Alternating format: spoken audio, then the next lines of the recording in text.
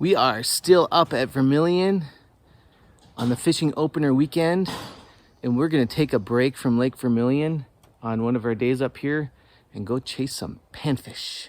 One of my favorite things to do. The water temps are a lot higher this time of year than we normally see, and that means the panfish are gonna be shallow. The crappies potentially could be spawning. We're seeing 58 to 60-ish degrees in water, which is for middle of May, really warm for us. So we're hoping we can find some shallow panfish in a lake that I've only fished late summer, and so a different pattern of fish. So we are going to explore today, and you guys are going to see us kind of meander through the day and figure things out. Basically, this is where some basic knowledge really is helpful. So to set that up, that basic knowledge ultimately is knowing how water temps affect fish movement. So in the spring, the progression is pre-spawn, spawn, post-spawn. And for crappies, the pre-spawn is 50-ish degrees up towards 60. And then bluegills might be 60 to 65 before they get into the spawn. And so you have this month-long time frame in May into June where the shallows can get flooded by bluegills and crappies. And we're right at the beginning of that. And it might be actually 2 weeks sooner than normal because of the early warm-up that we've had. So we're gonna take that knowledge, we're gonna put it to work, and we're gonna go through some shorelines on this local lake that's got panfish in it and target reeds, docks, things that panfish like to go into in the warm water and start to begin to spawn and see if they're there. So it's gonna be a fun day. My cousin is gonna make his first official cameo with us, and he's over there getting stuff ready. He can be goofy sometimes. We'll see if he does that on camera. And then my friend Troy as well. So hopefully some laughter, good times, some good tactics, and fish in the boat. This is another episode of The Ordinary Fisherman, and it starts right now.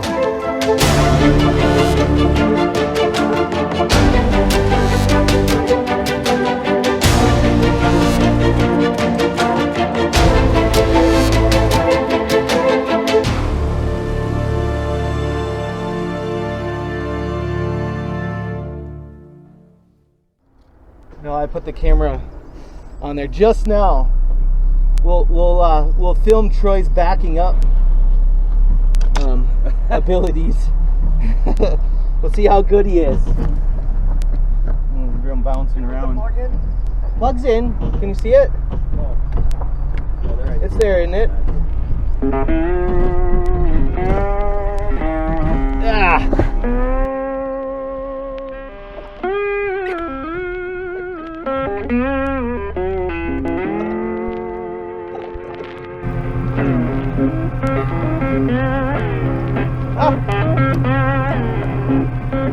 58 degrees? No, we might find some shallow fish.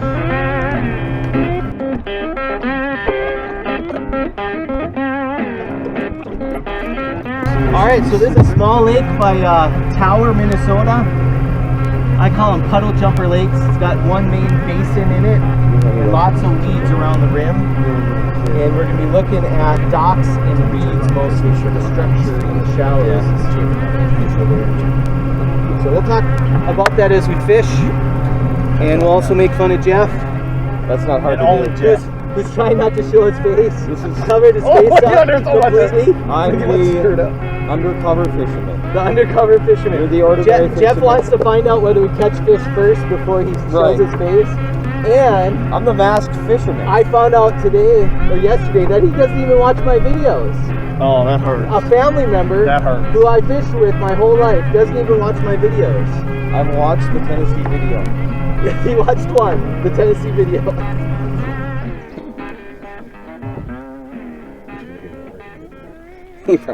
There ain't no whispering in this boat. There's a mic right below you. The nice thing about making an episode with you is I was here, so I don't have to watch it later. Jeff, that's rude. I actually didn't come up with that idea, but... Actually, well, I mean, I was hoping that you being a part of an episode would win you over and see what it takes to make one. You already mentioned earlier that when I did the opening, that opening is a lot better when I add music to it and edit it. That's true. And I said, does it make you appreciate it a little bit more? And you said, yeah, it does actually. Troy, I appreciate everything you're providing to this video. I appreciate your appreciation. And the pipe.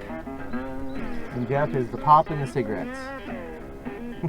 In no particular order. In no particular order. Well, I'll provide the fish too at some point here. But if history serves me correctly with our fishing experiences, you don't really start catching fish until after you see me catching fish. Well, I don't fish until I know there's fish there. That's right. And you let me do all that work. And like right now, I can see this water is super clear. And I'm not seeing anything that's saying, fish me.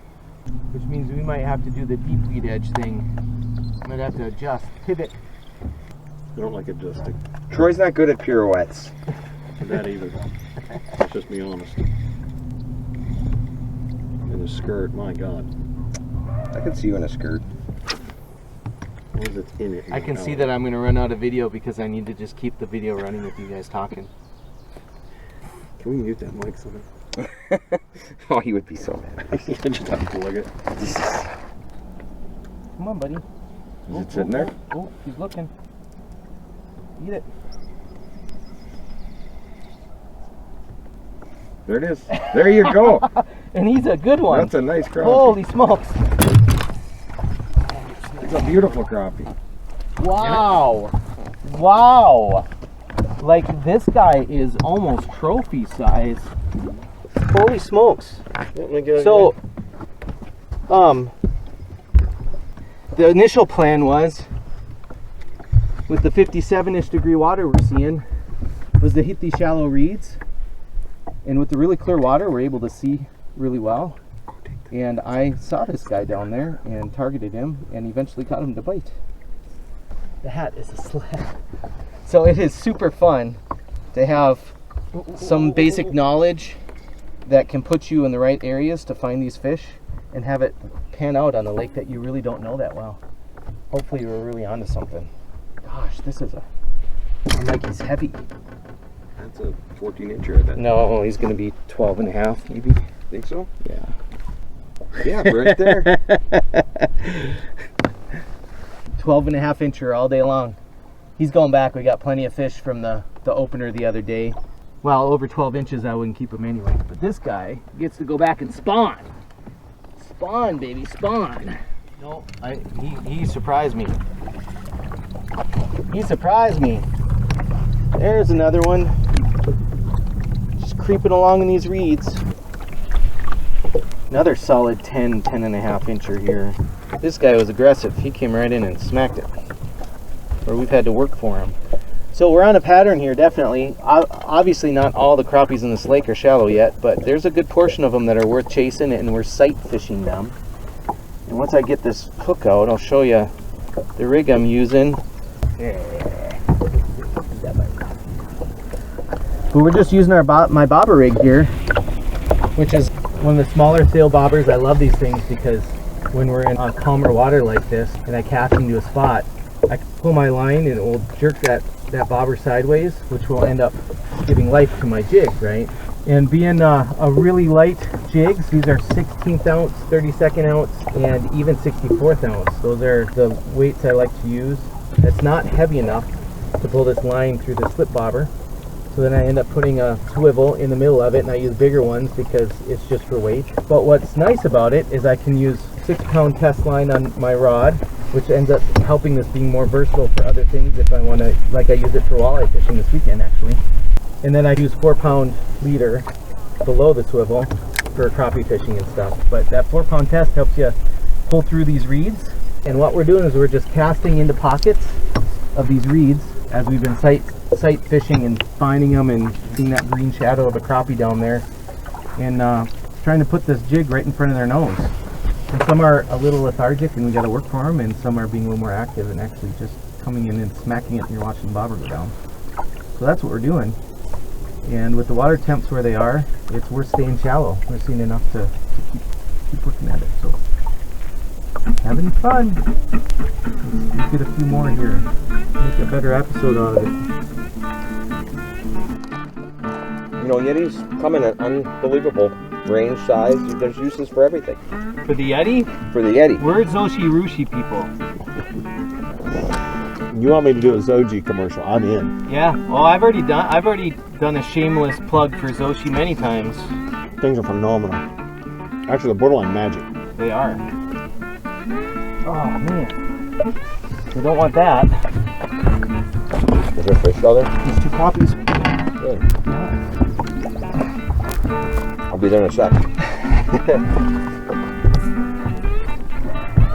They actually look like they're on a bed. Should be easily catchable then. I'll try to catch them with this really great 13 fishing to 5 silver rod. There's two of them right here. Right there.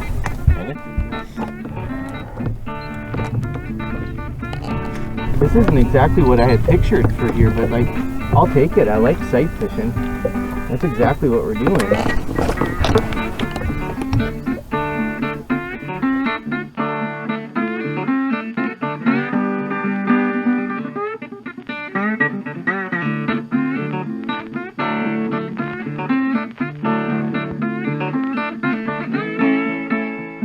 I'm gonna get you right over now. You got it, It was in his mouth. Jeff got him! There's another 12-incher. We worked for that guy, holy smokes. You made him mad. Where's the other guy that's here? Hold him up to the camera. Get closer, they can't see you. Nice little crappie. That's fun. Yeah, that was fun. I saw him biting a little bit, but I saw it, put it in his mouth. Took you a minute to... I can't see that. Well, where's your glasses? Aren't they polarized? No. I had the extra polarized glasses. Do you? Yeah, Where are they? they're back at the cabin. Oh, no, that's not gonna help. Well, so water's 57 degrees, and that was on a bed. So like, even for Minnesota standards, that's pretty cool water, but they're obviously antsy and ready to go. They wouldn't do it. That's pretty cool. Now we wait for Nate to find some more fish, and then we fish again. And then Jeff can catch them instead of me. Exactly. So we switched. We actually made a game plan where we saw a handful of crappies at one end of the reeds further down there and decided to come down at the end of the reeds down here so we're facing the wind and we can kind of mosey through these reeds up there. And what we don't know, of course, is if the crappies are all scattered through these reeds or not, but we'll find out because we saw enough at the end up there to give it a shot. So that's our plan at the moment. Sight fishing. That's why I'm up on my perch here, so we can sight fish. I've got the polarized glasses. And when you're doing the sight fishing, you can't go wrong with the Minn Kota Power Drive Co-Pilot. They're a great trolling motor. They'll get you through the weeds. Shameless plug. They last all day. You won't be disappointed. Now, if you get a free Minn Kota out of the deal, it's going to me, it ain't going to you. and the fish is gone. I scared it away. It was right there. It was Bobber down. trying to figure that out with the camera. It was there. It was you were there. on it. That one was the most aggressive crappie we've Yeah. seen so far. Your bobber was definitely I don't know if I down. want to right encourage in you for to, but I just went bobber down. You did. Sure did. Troy had a bobber down? You did. I heard him say, "Uh-oh." And I didn't see him. Well, what the Sam Hill This did was like catch the it? old-fashioned, surprise. Did we find ourselves a nice little patch of weeds now here finally? It's not like we're looking down and seeing 20 fish. No, but it's still encouraging that bobber's down. It is.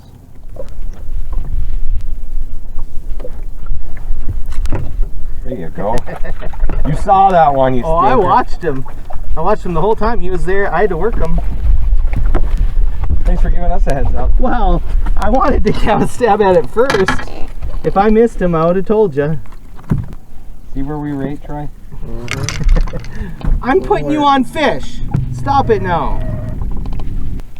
Solid in the pallet. He wasn't going anywhere. I could set a little bit. Is that about where you're setting it, or are you a little shallower? I'm a little shallower than that. I'm staying above him in this clear water. Yeah, that's kind of what I was thinking. Well, what do we say? One fish is possibly an accident. Two fish, they can fool ya. You catch a third one and you have a pattern. There's another almost 10 incher probably, so not the big 12, 11 inchers we got already, but they're in here. They're shallow. Oh, it's working out. Thanks, buddy. Love it. Love it. Well, they definitely like this little bit deeper reed edge. I think I can still see him tucked in those reeds. Oh, he's there. He's definitely there. Yeah, I didn't intend this to be a sight fishing outing. Neither did I, otherwise I would have brought my polarized fishing glasses. Yeah, it just kind of worked out that way. I love seeing crappies and bluegills in the water though like this. It's fun. Right there right now. Yeah. I don't think he's interested enough. I blame Troy. I just really wanted to catch that fish. God, that would have made my weekend. It would have been funny. I wouldn't have been happy with you, but it would have been funny. Your happiness doesn't mean much I to me know it doesn't. when it comes to fishing. I know it doesn't. I don't know. I'm trying to catch him. It's not gonna bite, dude. Nope, he's not gonna bite. Alright, we've had enough fun for one afternoon. I don't know if that's what you call it. Fun. It's always adventurous going with Nate. Is it? Never really sure what's gonna happen. It's not me, it's you. That's true. That could be true. So we ended up finding a handful of crappies, doing our due diligence with water temperatures and just our knowledge of crappies and knowing where they are when it's 55 to 60 degree water. And I think we dealt with the transition. There's still probably crappies deeper and there's a handful that are shallower, and we had fun doing the shallow deal, sight fishing. Chef and I caught the fish, right? Troy, you didn't end up catching Troy, one, did you did contribute at all to this video? I contributed in various ways. That's true, you did. He contributed with his orange shirt and Humor. Yes. if you want to call it humor. Yeah, well, it was a break from walleye fishing and Lake Vermilion. Not that you have to have a break from that, but sometimes you want to change the scenery. Middle of May in northern Minnesota, and it was 80 degrees, feels like summer, and just wanted to take advantage of some of the pan fishing that could potentially offer. So lots of fun. Thanks for joining us today. And always remember, there's a fish biting somewhere. Sometimes you got to work for them, but they are there. The more knowledge you have, the more you're able to implement that to find fish, as we did today, and get out there and have some fun. I'm Nathaniel, just your ordinary fisherman, and that's Jeff, and that's Troy. Thanks for joining us. God bless, and tight lines. That fire ant, that's huge, dude. Is that what that is? It's like a fire ant or something.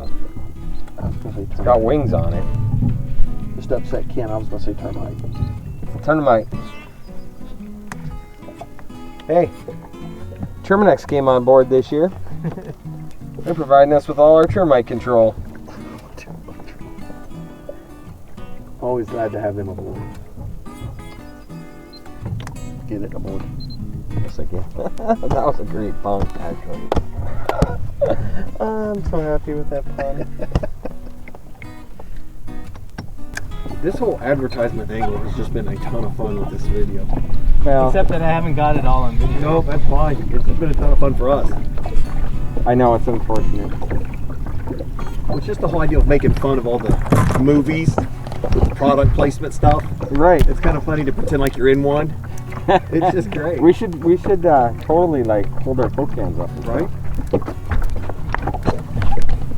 What's the chase scene where they zoom in on the car Yeah. front so you can see what model? We already have a car sponsor, Kia. We got that covered. I think we covered pretty much. If you've got car and toilet paper, Yep. you got most stuff in the middle. Right, that's true. You've got the extremes down. You know, it would be, if Kia sponsored us, it would be nice to get that Telluride. That's a really nice deal. It would pull this boat tremendously.